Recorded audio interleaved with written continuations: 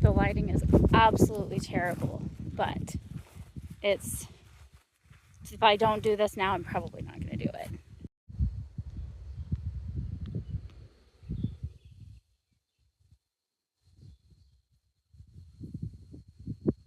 This is the current state of the garden.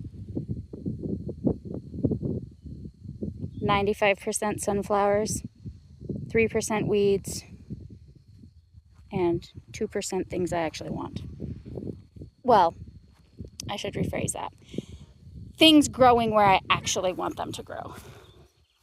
This is real life. There's irises hidden in there, and Egyptian walking onions. Brome growing where I don't want it to grow. I want it to grow in the hayfield, not in my flower bed. And look.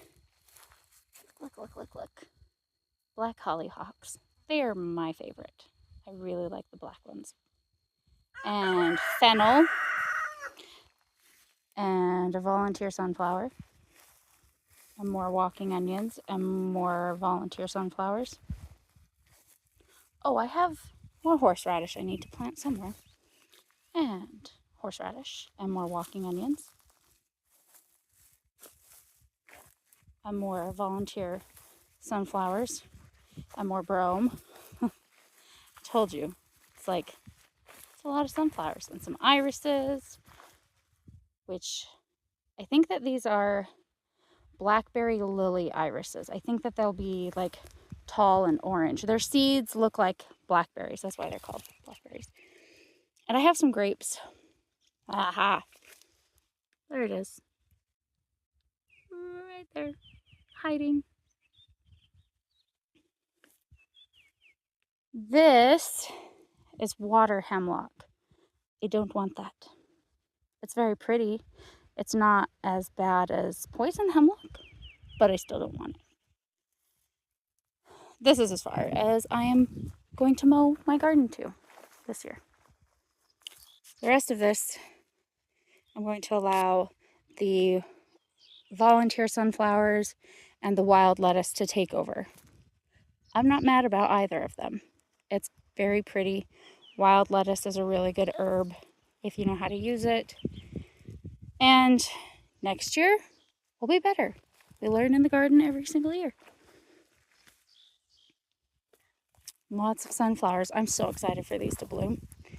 I did mow a little path into here because this, I tilled this, well, a friend tilled this last year. I covered it as I cleaned out the barn really, really, really thick. And it's, for the most part, it's been kept weed-free, fairly weed-free. I'm leaving the tall grass on purpose. This is the perfect habitat for fireflies. Fireflies like the tall grass. They like the moist earth underneath. So I'm leaving specific areas with tall grass. And I know that it will also attract mosquitoes, but I'll put up with the mosquitoes for the fireflies. But I did also mow a path through here so we could get through. But look at all the sunflowers. They're so pretty. Yeah. Can you tell I like sunflowers? Ooh, pretty.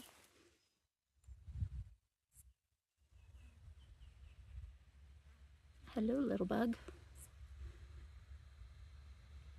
Most of the dragonflies I see are blue. That one's really pretty.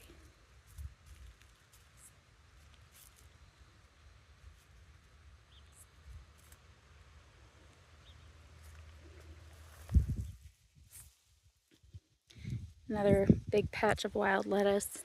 But most of this is sunflowers. And it's going to be so pretty when this all blooms. That center in there seems to not have anything other than grasses growing in it. That's okay, we'll leave it be for now. And I did mow so I can go around my herb bed, which obviously is in desperate need of weeding. But I've I've got fun herbs growing in here, comfrey and echinacea and wild lettuce, because we like wild lettuce. And hold on, I just lost it. Wormwood. The wormwood looks so pretty. And my pretty sunflowers are starting to bloom. And I, believe it or not, I do have tomatoes planted in here. I did plant some things on purpose, I promise. I have a bunch of tomatoes I still need to plant, which I will chop down the sunflowers that are tall and growing where I don't want them to right here, and plant the rest of my tomatoes here and come through and weed all this. But yes, there are tomatoes here. Don't ask me what variety they are. I got them all mixed up, and so I don't remember I don't know which container was which tomato, but we have tomatoes. And we have more tomatoes. Oh, hello, there's a blossom on that one. That's exciting. I need to tie them up. I need to come and weed. And these are more tomatoes. Why are you looking weird? Oh, well, that's not good. Go away. I might pull this guy out and plant something else there. We are slowly converting the garden into a raised bed garden, because as you can see, things like to grow in Kansas, which is awesome. But that means everything likes to grow.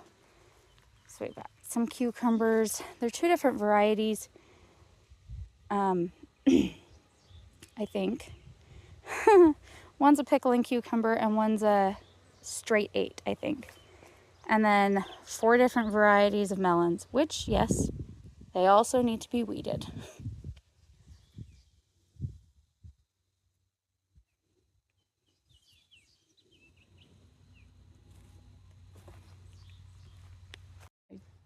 You're not going to find an aesthetically pleasing garden at the Forage Farmstead. We are messy, obviously, and real. And while I do try and keep up on all of the weeding, weather happens, life happens, kids, family, all of that happens, and I'm one person, and I'm doing the best I can with my garden. But I wanted to show you that your garden doesn't have to be Pinterest perfect in order to grow food. It doesn't have to be Pinterest perfect in order to grow something absolutely gorgeous. This is going to be amazing when it all blooms, and I cannot wait to see it.